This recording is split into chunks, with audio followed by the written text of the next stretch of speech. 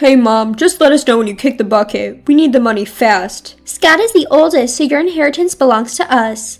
I've always hated you. Such a boring old hag, always so serious. Yeah, a truly boring mom she was. It's said that the human hearing functions until the moment of death. Imagine hearing such words at your final hour. Horrifying. Fury overcame me and I stood up, slapping Scott across the face. Let's go back about a year ago. My name is Alice. My husband Samuel and I weren't blessed with children, but we lived happily as a couple. Our life was nothing but peace. Both of us were gentle and never quarreled. We had no expensive hobbies, leading to tranquil days. But then, one day, that peace was shattered. My mother, living at her home, fell ill. My father, who was a well-known executive of a major corporation, passed away a few years ago, and my mother lives alone in her home. We had no children, so we had often asked her to live with us, but she always refused, saying, "I'm okay, I can still live on my own." But now, due to this illness, she was almost bedridden and would have to remain hospitalized unless someone took care of her. Scott, my older brother, vehemently refused to care for her. Scott and his wife Karen had a young child, so I could understand their refusal. The only ones left who could take care of her were Samuel and me. I braced myself for a divorce or separation and asked Samuel, "Please, Samuel, I want my mom to live in her home, where so many memories of my dad still linger, for as long as she can move. Please let me go home and take care of her." At my desperate plea, Samuel seemed surprised at first, but then he smiled gently. Well, if that's the case, maybe we should sell this house. It's just a rental, and if your mother-in-law is okay with us living with her, we won't need this house anymore. Huh? Are you coming with me, Samuel? Of course, I'm your husband, Alice. I want to live under the same roof with you always. Tears welled up by Samuel's words. I was so happy to be married to such a kind person. I was truly blessed. My mother found it hard to walk, and she became less and less capable of eating and using the bathroom by herself. Samuel, without any complaints, worked hard with me to take care of her. Our mother was pleased with gentle Samuel. While chatting, she would say every day, "Alice is truly fortunate to be married to a man like Samuel." The progression of my mother's illness was much faster than we or the doctors had thought. With each new thing she became unable to do, she would be filled with sadness and occasionally take out her frustration on us. Each time she would apologize and cry. Seeing her in such pain, all I could do was say, "It's okay, you'll be alright," and cry with her. By the time Christmas approached, she had lost the ability to converse properly. Her speech had become so impaired that she could only communicate through writing. Missing her bright laughter, I was feeling a touch of loneliness when my brother Scott contacted me. "Hello, Alice. I'm planning to visit Mom for Christmas this year. It might be the last time." "Don't say such unlucky things, but I'm happy that you'll come to see Mom. We'll be waiting for you." I had always kept my brother updated about our mother's condition via text, but he almost never replied. Even though our mother had loved us equally, I thought it was quite cruel of him. So when I heard he would be visiting for Christmas, I was truly glad. Scott and his wife Karen left their kids at Karen's parents' house and came to our home for Christmas. I thought they left their kids with Karen's parents out of consideration for our mother, but when I thanked Karen, she casually said, "Kids would just get in the way," which surprised me. Not having any kids myself, I wouldn't understand, but I thought it would be better if I never understand the feeling of calling one's own child a nuisance. Scott and Karen were entirely thinking that they were a guest. Scott entered the room next to the living room where our mother was and asked, "Hey, still kicking?" When our mother silently nodded, Karen said, "Doesn't it smell in here? Mom should take a bath every day." It was absurd. Even though our mother can't speak, she can hear perfectly. Due to her illness, she's lost almost all her physical abilities and can't take a bath. I wipe her body every day, but there's a certain smell specific to sick people that can't be removed. I thought they were extremely rude. After watching Scott and Karen go back to the living room saying, "Let's have a drink," I whispered to our mother, "Are you okay?" She smiled slightly and nodded. In the living room on the other side of the door, Scott was ordering to Samuel, "I'm the guest here, fetch me some booze." I could imagine Samuel, who was a timid person, hurrying to the kitchen to get the alcohol. Feeling sorry for Samuel, I went to the living room. Samuel, who was about to place a can of beer in front of Scott and Karen, looked relieved when he saw me and said, "Thanks, Alice." Scott has always been ill-tempered and doesn't get along with Samuel. His wife Karen is the same type of person. "Bring more booze," she ordered Samuel, already having emptied several cans of beer. Without saying anything about our mother recently, my brother Scott and his wife Karen only discussed how much of our father's inheritance was left, or how jealous they were of us living in our family home with no rent. Scott and Karen just seemed focused on money. "You're making a pretty penny, aren't you, Samuel? Must be nice, Alice. You found a rich man and married him. Samuel's not even that good looking. You're just blinded by the money, right?" "What? No way. Can you stop saying such unpleasant things?" Samuel, being a kind man, kept a smile on his face despite the rude comments from my brother. Karen, too drunk by this point, says, "We don't have money because we're always drinking," and clumsily gets up. "Karen, where are you going?" Instead of going to the bathroom, Karen stood up and opened the door to the room where our mother was sleeping. Karen, with a sneaky grin, said something outrageous at our mother's bedside. "Dear mother-in-law, Scott and I are in dire financial straits. Please go to heaven soon and leave us a lot of money." That's right. It's best for our mother to pass away soon. Free Alice and Samuel. Scott, drunk, responds to Karen's words loudly. As I was frozen in anger, Samuel, who had been smiling next to me, suddenly stood up. Please leave.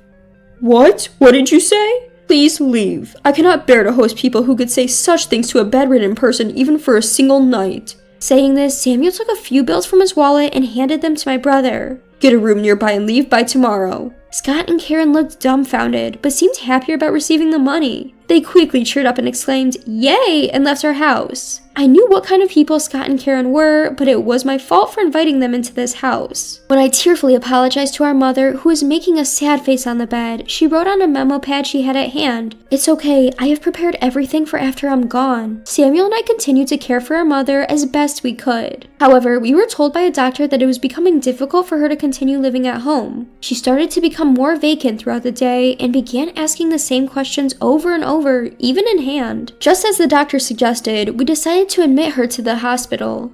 Still, Samuel and I visited her almost daily. We messaged Scott to inform him that Mom may not have much time left, but it was only read and ignored.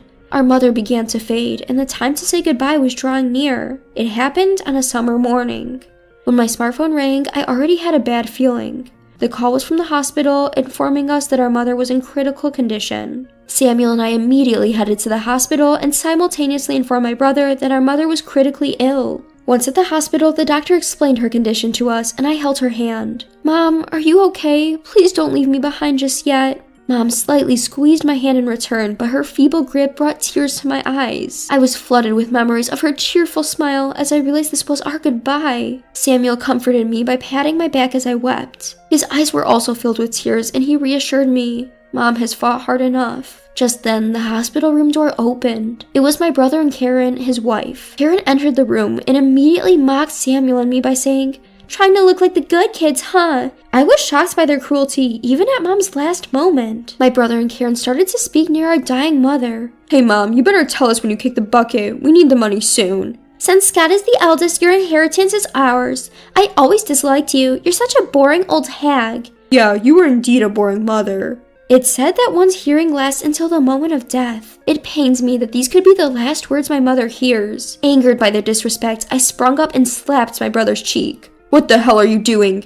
"Get out! Stop bothering Mom!" My tearful outburst seemed to take them aback. Alright, but we're definitely coming back for the money when Mom dies, my brother warned before he and Karen left the room. Overwhelmed with regret, I tightened my grip on my mother's hand and repeated, "I'm sorry." My mom opened her eyes slightly, gave me a weak smile, and lifted herself up a little to pass me a notepad. There was a phone number written on it. I asked, "Do you want me to call this number?"